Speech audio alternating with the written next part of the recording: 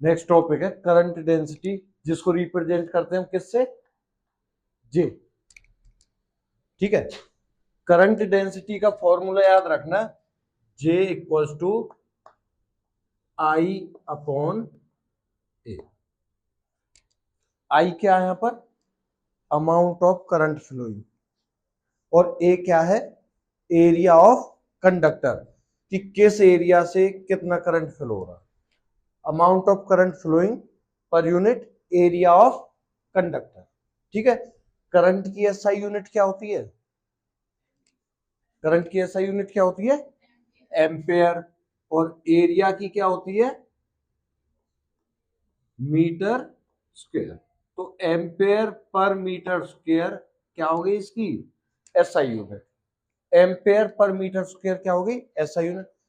एक चीज याद रखना है, सिंपल, आई अपॉन ए याद रख लिया आपने। अब कभी भी हम डेरिवेशन करेंगे, दो चार आगे करेंगे हम, कहीं पे भी आई अपॉन ए लिखा तो उसकी जगह हम क्या लिख सकते हैं, जे, करंट डेंसिटी। ठीक है, अब एक करंट डेंसिटी एक वेक्टर क्वांटिटी होती है, वेक्टर क्वांटिटी होती है तो इसके पास क्या होती है, डायरेक्शन होती है, और इसकी डायरेक्शन क्या होगी, अलोंग पॉजिटिव चार्ज। जिस डायरेक्शन में पॉजिटिव चार्ज चलेंगे वो किसकी डायरेक्शन होगी, करंट डेंसिटी। इतना क्लियर है। अब तक फिलहाल बस यही फॉर्मूला याद रखो, J equals to I upon ए।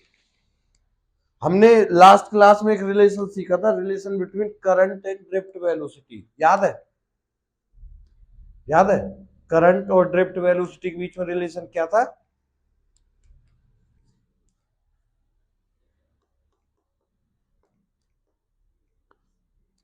क्या रिलेशन था, I equals to A N E, I equals to A N E, numerical भी आते हैं, इसको याद रखना इस रिलेशन को। ठीक है, अगर मैं इस ए को आई के नीचे ले जाऊं उधर, समझ गए होंगे क्या करने वाले हम, अगले स्टेप में आई अपनी जगह पे एज इट इज, और इस ए को लेकर आए आई के नीचे,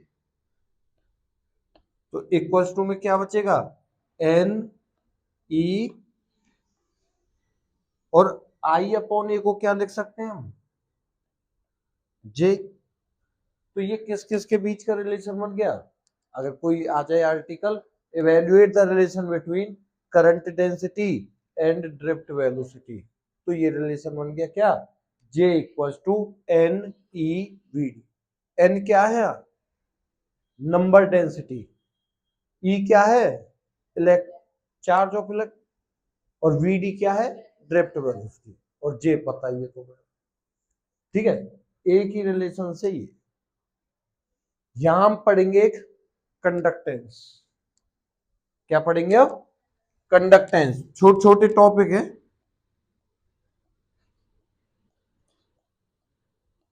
कंडक्टेंस जिसको रिप्रेजेंट करते हैं हम कैपिटल जी से,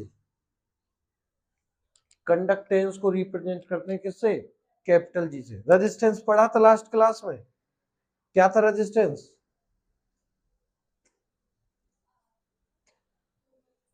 प्रॉपर्टी जो करंट को क्या करता है, अपोज करता है।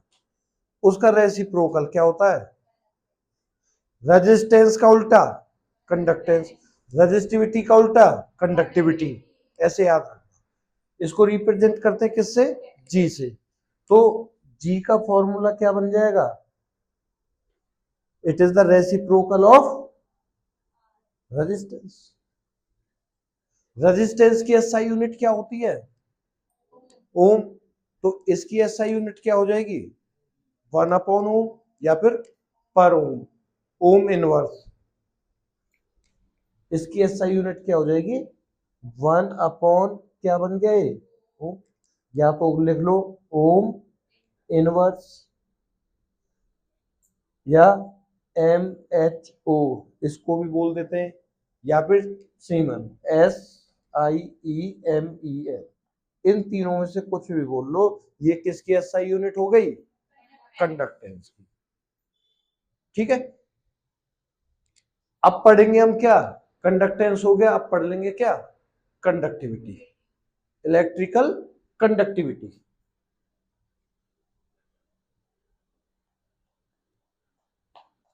कंडक्टिविटी का मतलब क्या क्या बताया था अभी, ये किसका रेसिप्रोकल हो जाएगा, रेजिस्टिविटी का। कंडक्टिविटी को रिप्रेजेंट करते हैं किससे, सिग्मा से। तो सिग्मा इक्वल्स टू 1 रेजिस्टिविटी को किससे करते थे, रो, ये किसका सिंबल है, रेजिस्टिविटी का। और सिग्मा किसका सिंबल, कंडक्टिविटी। तो सिग्मा इक्वल्स टू 1/रो। अच्छा, रेजिस्टिविटी की एसआई यूनिट क्या थी, ओम मीटर। क्या होती है इसकी एसआई यूनिट, 1/ओम मीटर। तो इसकी एसआई यूनिट क्या हो जाएगी, पर ओम पर मीटर। पर ओम का दूसरा नाम या तो ये लिख लो या ये लिख लो, एक ही बात। आ गया ये समझ में। अब जो ये कंडक्टिविटी है किन किन फैक्टर्स पे डिपेंड करती है, एक कंडक्टिविटी किस किस फैक्टर पे डिपेंड करती है, मैंने तुम्हें बताया था रेजिस्टिविटी किस किस फैक्टर पे करती थी, 4 या 2, रेजिस्टिविटी, रेजिस्टेंस करता है 4 पे, रेजिस्टिविटी करती है 2 पर। 2 कौन कौन से, नेचर और टेम्परेचर, नेचर और टेम्परेचर। नेचर का मतलब क्या था, टाइप ऑफ मटेरियल, कि जो वायर है वो किसका बना हुआ है, कॉपर का बना हुआ है, सिल्वर का बना हुआ है, और जिस पे जितने नंबर ऑफ फ्री इलेक्ट्रॉन्स रहेंगे उसकी कंडक्टिविटी उतनी ही ज्यादा होगी। इतना आ रहा समझ में। और दूसरा क्या था, टेम्परेचर। अभी धीरे धीरे एक्सप्लेन करते हैं इन्हें। सिग्मा इक्वल्स टू, इसी फॉर्मूला को दोबारा लिख रहा हूं, सिग्मा इक्वल्स टू 1/रो। मुझे रेजिस्टिविटी का फॉर्मूला बताओ in term of relaxation time, means tau. किया था ना लास्ट क्लास में, डिडक्शन ऑफ ओम्स लॉ करके हमने रेजिस्टेंस भी निकाला और एक रेजिस्टिविटी भी निकाली। तो रेजिस्टिविटी का फॉर्मूला क्या बनेगा, 1 रेजिस्टिविटी का फॉर्मूला क्या था, M/N E² टाउ। याद है, ये रेजिस्टिविटी का फॉर्मूला है, 1/M/E। तो ये कहां चला जाएगा, ऊपर। तो हमारे पास जो ये कंडक्टिविटी है इसका फॉर्मूला बन गया क्या, NE² टाउ अपॉन, ये कंडक्टिविटी का फॉर्मूला देखो सिंपल सी चीज है, रेजिस्टिविटी का फॉर्मूला होता है ये, इसका रेसिप्रोकल कर दिया जाए तो किसका बन गया, कंडक्टिविटी का। तो ये जो कंडक्टिविटी है वो किसके डायरेक्टली प्रोपोर्शनल है, यहाँ रिलैक्सेशन टाइम पे। अब रिलैक्सेशन टाइम पर जो जो फर्क पड़ेगा वो सीधा असर किस पे डालेगा, कंडक्टिविटी पर। ठीक है। अब मैं कंडक्टर का एग्जांपल, कोई भी कंडक्टर है और कंडक्टर हमने वहां पर टेम्परेचर को इंक्रीज किया, आराम से सोचकर बताना, अगर हमने टेम्परेचर को इंक्रीज किया तो कंडक्टर की कंडक्टिविटी पर क्या असर पड़ेगा, आराम से सोचकर, कि कंडक्टर की कंडक्टिविटी बढ़ेगी, बराबर रहेगी या घटेगी। कंडक्टर की कंडक्टिविटी इंक्रीज होगी, डिक्रीज होगी। ये रहा तुम्हारे सामने रिजल्ट, ये कांस्टेंट, ये कांस्टेंट, सब कुछ कंडक्टर के लिए कांस्टेंट। अब डिपेंड किस पे किया बच्चे, रिलैक्सेशन टाइम पे। टेम्परेचर बढ़ाने पर जो चार्ज पार्टिकल मूव कर रहे थे उनकी स्पीड इंक्रीज होगी, स्पीड इंक्रीज होगी तो रिलैक्सेशन टाइम जो बीच का टाइम होता है सक्सेसिव कोलिजन्स के बीच में, वो बढ़ेगा घटेगा, कम होगा डिक्रीज होगा। ये अगर कम हुआ तो इस पर क्या फर्क पड़ेगा, ये भी कम होगा, क्योंकि इसके डायरेक्टली प्रोपोर्शनल। तो एक चीज याद रखना, जैसे लास्ट क्लास में बता रहा था मैं, टेम्परेचर बढ़ने के साथ साथ, टेम्परेचर बढ़ने के साथ साथ एक कंडक्टर का रेजिस्टेंस या रेजिस्टिविटी बढ़ती है, साथ में रेजिस्टेंस या रेजिस्टिविटी बढ़ती है, टेम्परेचर अप रेजिस्टेंस अप। अगर रेजिस्टेंस बढ़ गया तो उसकी कंडक्टेंस पर क्या फर्क पड़ेगा, वो कम हो जाएगा। ये एक दूसरे के क्या है, रेसिप्रोकल, इनवर्सली प्रोपोर्शनल है। तो टेम्परेचर इंक्रीज किसके लिए, कंडक्टर के लिए, तो उसकी जो कंडक्टिविटी है वो क्या होगी, देखो समझ में आ गया। बट रेजिस्टिविटी इंक्रीज, ये सर कंडक्टर के लिए हम बात कर रहे हैं। Temperature increase, resistivity increase. अगर रेजिस्टिविटी बढ़ गई तो कंडक्टिविटी को क्या होना पड़ेगा, कम होना। यार ये कहानी समझ में।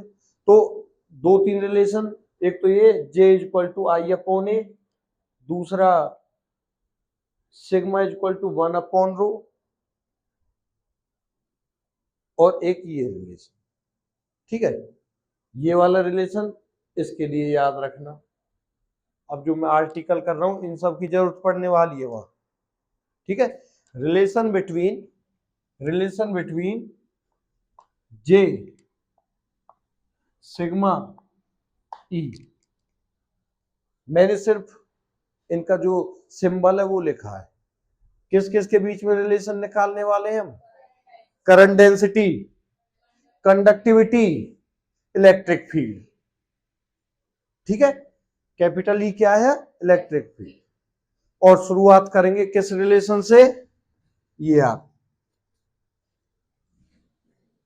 अच्छा वैसे याद रखने के लिए अगर मुझे जे बनाना होगा तो क्या करना होगा, ए को नीचे ले जाना होगा, जे बन जाएगा। सिग्मा कैसे बनेगा और वीडी अभी देखते हैं।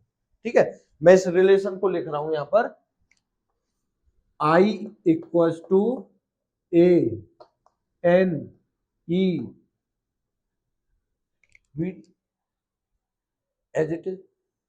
ड्रिफ्ट वेलोसिटी का फॉर्मूला यूज करना। अब हमें बताओ क्या होता है ड्रिफ्ट वेलोसिटी का फॉर्मूला, पिछली क्लास में पूछा था, याद होना चाहिए, जल्दी बोलो। ए एन ई, ये तो हो गया as it is. Drift velocity का फॉर्मूला क्या था, ई टाउ अपॉन एम, याद है ना, क्या था ड्रिफ्ट वेलोसिटी का, ई टाउ अपॉन एम। तो मैं ड्रिफ्ट वेलोसिटी की जगह ये यूज करूंगा। ई अगर यहां आता है तो ई पहले से भी है, capital E tau upon m. ठीक है, अब इस ए को ध्यान देना, इस ए को मैं नीचे खींच कर ला रहा हूं यहां, तो ये क्या बनेगा, आई अपॉन ए, आई अपॉन ए, बचा कुछ इधर क्या बच रहा है, एन ई स्क्वायर, टाउ ले लेता हूं पहले, अपॉन एम, और यहां क्या बचा। अच्छा ये किसका फॉर्मूला दिखाई दे रहा है, ये वाला देखो देखो इधर, आ गया होगा समझ में। ये किसका फॉर्मूला दिखाई दे रहा है, सिग्मा का। तो आई अपॉन ए क्या बन गया, इक्वल्स टू ये टर्म है जो ये और बची हुई, तो J इक्वल्स टू सिग्मा। एक रिजल्ट ये बन आ रहा होगा समझ में। What is the relation between, या evaluate the relation between J sigma and D, current density, conductivity and electric field, ये रिलेशन। ठीक है, हमारे पास एक रिलेशन ये था अभी, ये इसको लिख रहा हूं मैं दोबारा से, ये वाली टर्म क्या था, ये J equals to N E v d, J equals to N E v d. J की जगह क्या लिख सकता हूं मैं, सिग्मा ई, J की जगह sigma e equals to N e, drift velocity की जगह मोबिलिटी का फॉर्मूला कौन सा है, ड्रिफ्ट वेलोसिटी का याद है, मैंने बताया था जो, mobility equals to drift velocity per unit electric field, याद है। तो वीडी की जगह हम क्या लिख सकते हैं यहाँ, म्यू ई। तो मैं वीडी की जगह लिख रहा हूं, मुझसे क्या, म्यू ई। ई से ई कैंसिल आउट, और सिग्मा की जगह हम क्या लिख सकते हैं, सिग्मा की जगह 1/रो equals to N E mu. और अगर इसको ऊपर लिखना चाहते हैं तो क्या आएगा, rho equals to 1/n E mu. ये रिलेशन किस किस का बन गया, रो का मतलब रेजिस्टिविटी और म्यू का मतलब मोबिलिटी।